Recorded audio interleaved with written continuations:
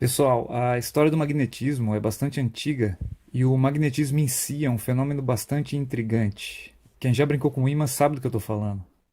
A aula de hoje é sobre magnetismo e eu agradeço a Khan Academy por ter me fornecido esse vídeo. Antes de continuar, recomendo fortemente o canal Art of the Problem, que tem um conteúdo incrível sobre teoria da informação e o eletromagnetismo é só uma parte dela. E é também o canal de onde eu tirei esse vídeo aí.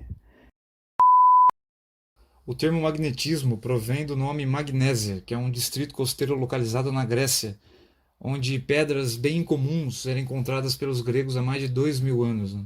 Esses ímãs naturais têm a famosa propriedade de atrair pedaços de ferro. A bússola como a gente conhece hoje foi projetada em 1269 por um estudioso francês, cujo nome eu não vou pronunciar aqui, né? Mas o Google Tradutor diz que é algo mais ou menos assim. Pierre de Maricourt. Enfim, ele escreveu um dos primeiros tratados sobre o magnetismo e foi ele que identificou os dois polos de um ímã. O tratado que ele escreveu foi importantíssimo para a Idade Média. Em 1600, o Gilbert, que foi médico da Rainha Elizabeth I, além dele ser um belo construtor de bússola, ele sugeriu que as agulhas das bússolas se alinhavam na direção norte-sul, porque a Terra possuía propriedades de um ímã. Ou seja, a Terra seria um gigantesco ímã. A eletricidade e o magnetismo foram tratados como áreas de conhecimento quase independentes um do outro até 1820, quando o cientista dinamarquês, Hans Christian Ørsted. esse cara aí, aqui é Brasil, né, irmão? Então a gente vai falar Ørsted mesmo. Durante os ajustes finais de uma palestra que ele ia dar, ele descobriu que uma corrente elétrica afeta a agulha magnética da bússola. Ou seja, ele viu uma evidência clara que confirmava a relação entre a eletricidade, corrente elétrica num fio, e o magnetismo. E fundiu as áreas, né, criando o eletromagnetismo. Né? E logo depois o físico francês, o Ampère, ele propôs que as correntes elétricas é que fossem as fontes de todos os fenômenos eletromagnéticos, certo? Mas isso aí é um assunto para o próximo capítulo. Então, vamos resumir a história toda aqui nas propriedades de um ímã. E eu acredito que isso aqui já seja familiar para muita gente. Na propriedade 1, qualquer ímã possui dois polos. O polo de um ímã é uma região onde o campo magnético ou a força magnética é mais intensa. Se você aproximar um outro ímã desse camarada aí, e você vai descobrir onde estão essas regiões. E os ímãs eles possuem dois polos, que têm comportamentos opostos, que você conhece muito bem. Recebe o nome de polo norte e polo sul. A força trocada entre os polos é a seguinte: quando você tenta aproximar dois polos iguais, né, norte com norte, aparece uma força de repulsão em ambos os ímãs, que a gente vai representar por FB. B vai ser o símbolo do nosso campo magnético. Mesma situação, se você tentar aproximar um polo sul de um polo sul, vai aparecer uma força de repulsão entre eles. Mas quando você tenta aproximar um polo norte de um polo sul, polos opostos, aparece uma força de atração entre eles. Se você chama de FB a força no primeiro camarada, a força no outro camarada tem o mesmo módulo que ela, porém sentido contrário. Por isso do menos aqui. Outra propriedade clássica é que um ímã ele se orienta aproximadamente na direção norte-sul da Terra. Então, se você pendurar um ímã de barra dessa maneira, né, como uma agulha magnética, o polo norte do ímã vai se alinhar com o norte geográfico da Terra e o polo sul do ímã se alinha com o polo sul geográfico da Terra. A Terra em si é um gigantesco ímã, né? Então, se o polo norte da tua bússola se alinha com o norte geográfico, significa que lá no norte geográfico existe o polo sul magnético da Terra, né? E lá no sul geográfico a gente tem o polo norte magnético da Terra. Outra propriedade bem interessante é a inseparabilidade dos polos de um ímã. Quando você tenta separar os polos norte de um polo sul, quebrando esse ímã no meio, o que você tem no final são dois ímãs separados, com polo norte e polo sul cada um. E se você tenta separar de novo esses caras, você tem quatro ímãs com polo norte e polo sul. Você nunca vai encontrar na natureza um polo norte separado de um polo sul. E essa é uma das diferenças principais entre campo magnético e campo elétrico. As linhas de campo, isso aqui é um ímã sendo separado, beleza? As linhas de campo magnético elas são fechadas. Sempre. Enquanto que as linhas de campo elétrico, elas podem se estender até o infinito. Então existe a frase clássica, né? Não existem monopolos magnéticos na natureza.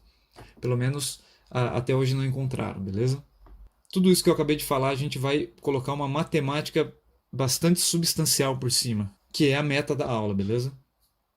Uma palavra sobre a teoria de campos em física, ela surge principalmente para sanar a dificuldade que a física tem com as famosas ações à distância. Como é que dois corpos sentem a presença um do outro sem que haja contato entre eles? Né? Por exemplo, a força gravitacional. A explicação vetorial ajuda até certo ponto, né? Na verdade, ela só mascara o problema.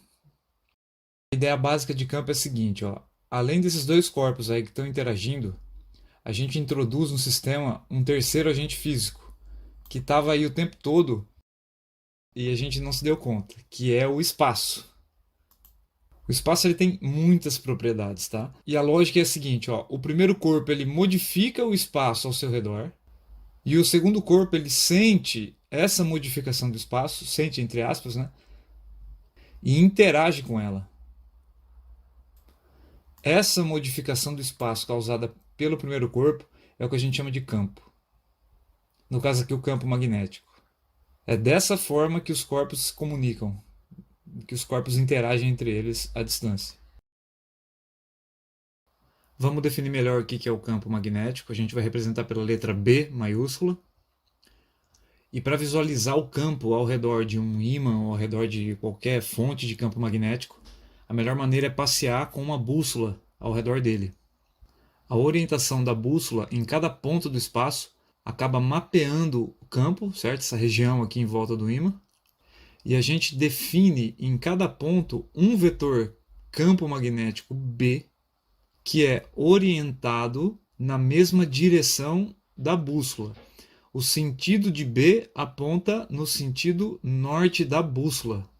A outra visualização possível é através de linhas de campo. Se você ligar cada ponto do espaço que você mapeou com o B, você vai ter essa representação de linhas. Essas linhas têm uma orientação e, por convenção, elas nascem no Polo Norte e morrem ou entram no Polo Sul. Isso para qualquer ímã, hein? Lembrando que o campo magnético é uma entidade tridimensional, porque o espaço em si ele é tridimensional. Aqui está uma representação do campo magnético da Terra, se a Terra fosse uma esfera perfeita, certo? O polo norte da Terra está aqui no sul geográfico, então as linhas estão nascendo aqui e morrendo no polo sul, aqui em cima. E as fontes de campo magnético são duas. A primeira aqui é a própria matéria. A gente diz que quando o universo surge e a matéria surge, intrínseco a ela está o campo magnético. O que eu quero dizer é, se você começa a dividir a matéria em pedaços cada vez menores, conseguindo ímãs cada vez menores, em algum momento você vai chegar num ímã fundamental. A gente chama esses ímãs fundamentais de dipolos magnéticos. E muitas partículas, como prótons, nêutrons, elétrons, eles são ímãs, pequenos ímãs naturais.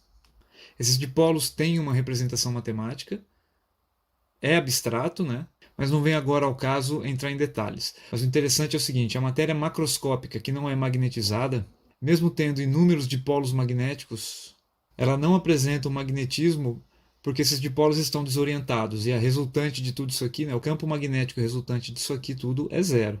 Mas quando a gente passa um campo magnético numa direção, tem certos materiais, como o ferro, por exemplo, cujos dipolos se organizam todos numa direção e se mantêm assim, e dessa maneira a gente magnetiza um outro material. Esse material se transformou num novo ímã, que é muito o exemplo do vídeo do começo da aula. A outra fonte de campo magnético são cargas em movimento. E a gente entende cargas em movimento como corrente elétrica. Então, quando você passa corrente elétrica por um fio, ao redor dele vai aparecer o campo magnético. A geometria desse campo é bizarra, a gente vai estudar no próximo capítulo, né? E a gente vai dobrar esse fio de várias maneiras para a gente ter um formato de campo específico que a gente precisa. Inclusive o campo magnético da Terra ele é formado pelo movimento de cargas aqui dentro, no interior da Terra, né? Tranquilo, tá aqui um link se você quiser ler mais a respeito, fica a dica aí. Agora, o coração da aula é estudar a força magnética atuando numa partícula carregada. Vamos misturar as coisas agora. Eu vou pegar uma partícula que tem carga elétrica, fazer ela se movimentar próxima de um ímã e vamos tentar entender como que é a força magnética sobre aquela partícula.